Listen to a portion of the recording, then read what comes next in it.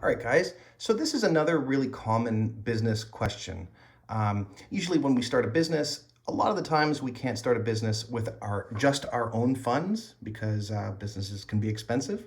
So sometimes we get other people or other friends or other investors to chip in some money and invest in our business for us to help us get it started. So in this situation, we have three investors.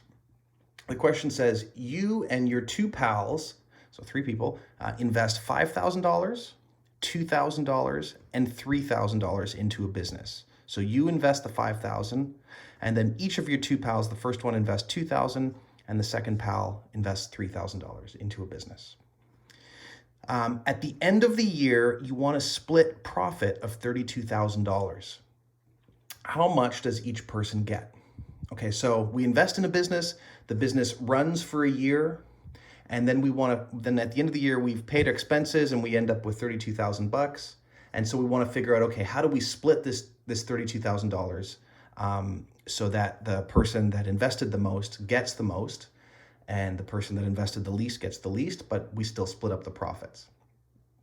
Okay, so the easiest way to do that is to first add up the values of all of the investments. So if we add up those values, we get 5,000 bucks and 2,000 bucks and 3,000 bucks. That's going to give us $10,000.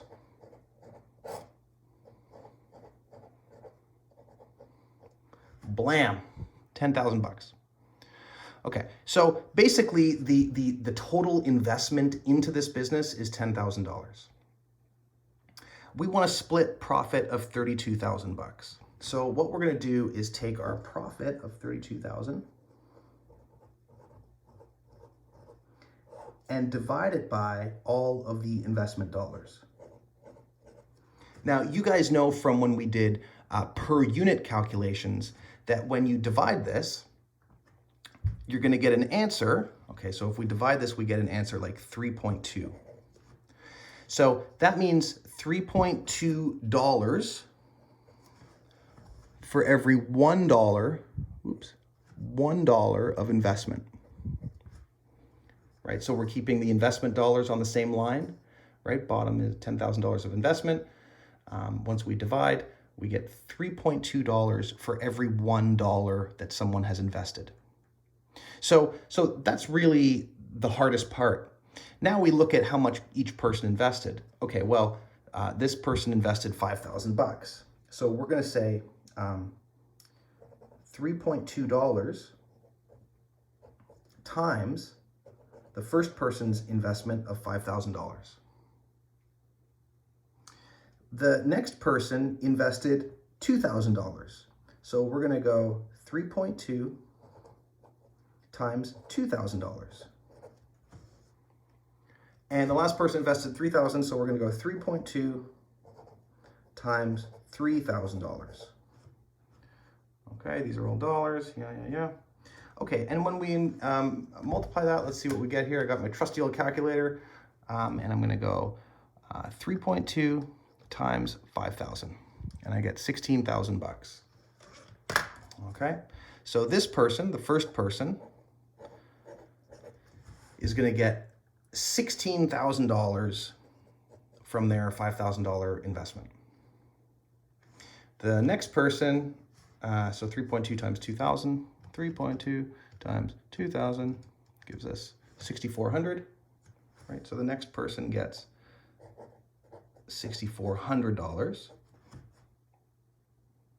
okay? And then the last person, we would just multiply again. So 3.2 times 3,000 equals 9,600.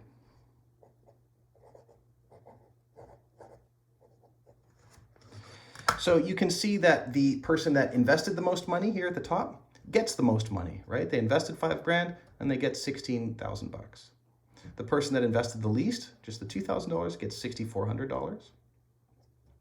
And what's the absolute most coolest thing is that if we were to add these things up, if we wanted to check our work or whatever, if we wanted to add those things up, they actually total the $32,000 that we started with.